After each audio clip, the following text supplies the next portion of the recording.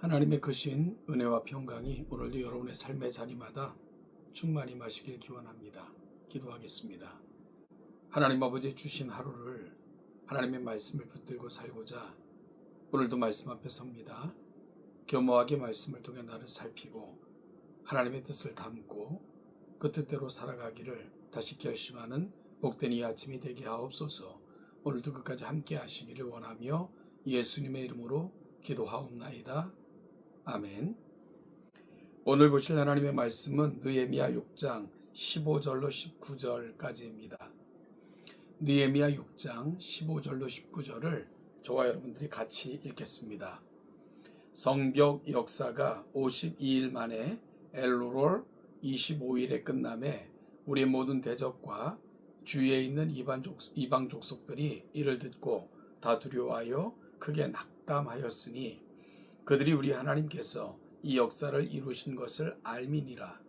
또한 그때에 유다의 귀족들이 여러 번 도비아에게 편지하였고 도비아의 편지도 그들에게 이르렀으니 도비아는 아라의 아들 스가냐의 사위가 되었고 도비아의 아들 여호하난도 베레게아의 아들 무술람의 딸을 아내로 맞이하였으므로 유다에서 그와 동맹한 자가 많음이라.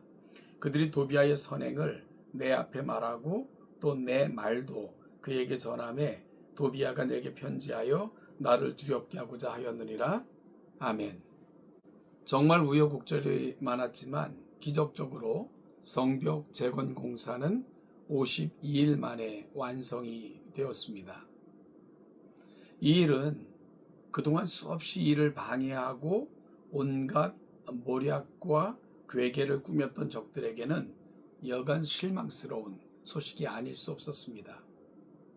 그래서 느헤미야의 저자는 우리의 모든 대적과 주위에 있는 이방 족속들이 이를 듣고 다 두려워했다 라고 기록하고 있습니다.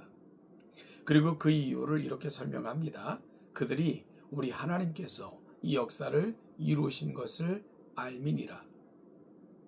아마도 이 순간은 느헤미야에게는 너무나도 감격스러운 순간이었을 것입니다.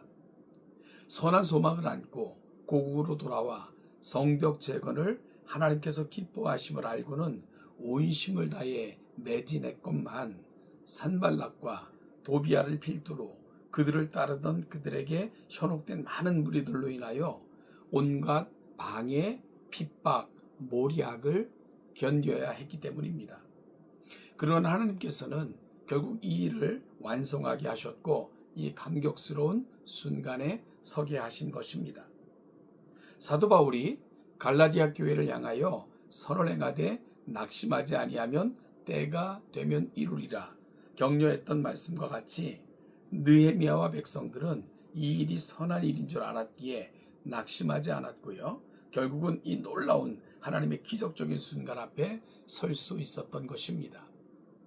사랑하는 여러분, 우리가 하나님의 선한 일을 소망하고 또는 확인하고는 이 일을 행하고자 할 때 혹은 이 일을 행할 때에 우리를 낙심케 하는 많은 시도와 방해, 핍박과 어려움 앞에 설 때가 있습니다. 그럴 때 우리가 행하는 일이 하나님을 기쁘게 하시는 일인 줄 안다면 결코 낙심치 말고 더욱 선한 일에 힘쓰시는 여러분들이 되시기를 바랍니다.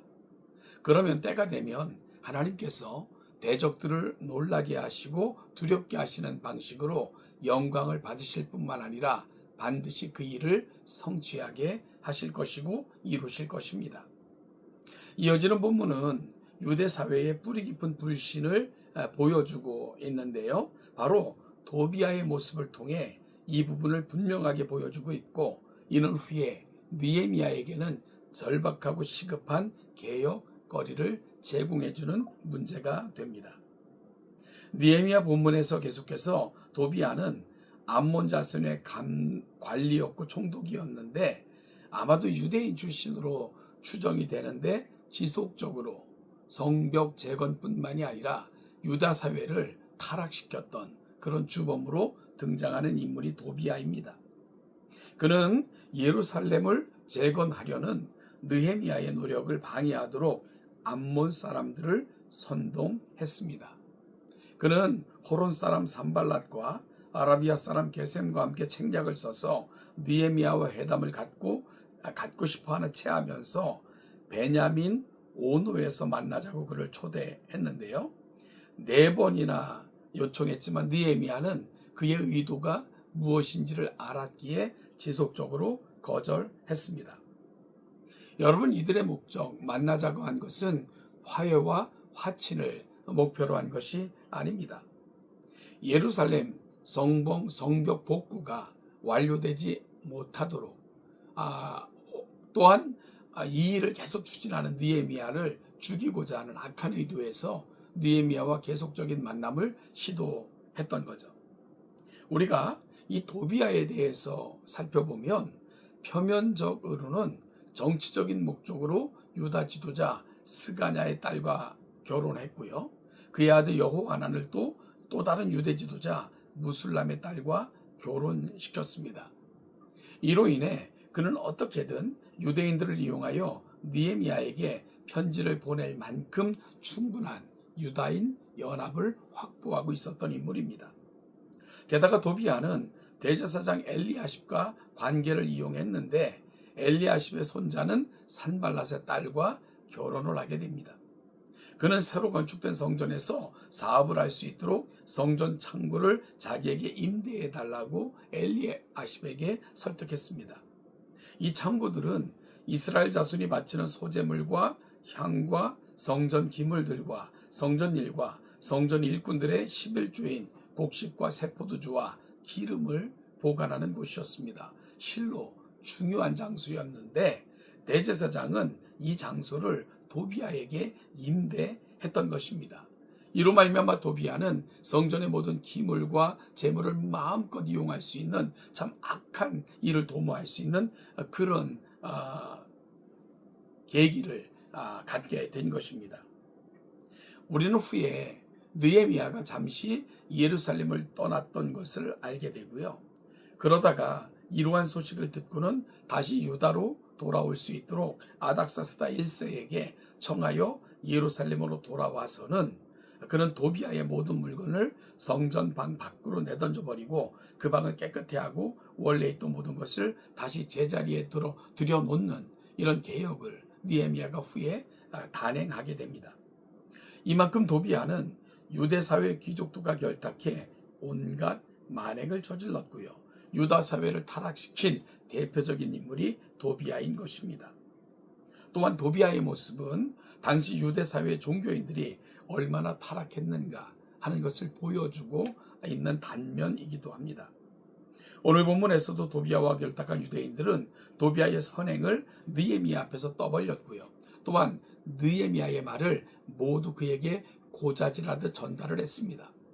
그러면 도비아는 느헤미야에게 직접 위협적인 편지를 보내기도 했던 사실을 기록하고 있습니다. 결국 느헤미야와 하나님의 일을 지속적으로 방해한 사람들은 외부적인 요인들이 아니라 뿌리 깊은 내부의 부패와 타락이었음을 알게 됩니다. 이는 교회 문제에도 적용이 되는데요. 교회가 혼란스럽고 잘못되는 경우는 외부적인 특히 이단들의 괴계와 혼란을 통해서도 찾아올 수 있는 건 맞습니다. 그런데 더 심각한 것은 항상 내부적인 문제입니다. 세속화와 세상적인 욕망들, 욕심들, 그리고 경건의 모양만 있고 경건의 능력은 상실한 모습, 이런 것들이 교회를 더욱 어지럽게 만들고 혼란스럽게 만듭니다. 따라서 오늘날 교회에게 필요한 것은 경건의 모양이 아니라 경건의 내용과 능력임을 다시 한번 확인할 필요가 있습니다.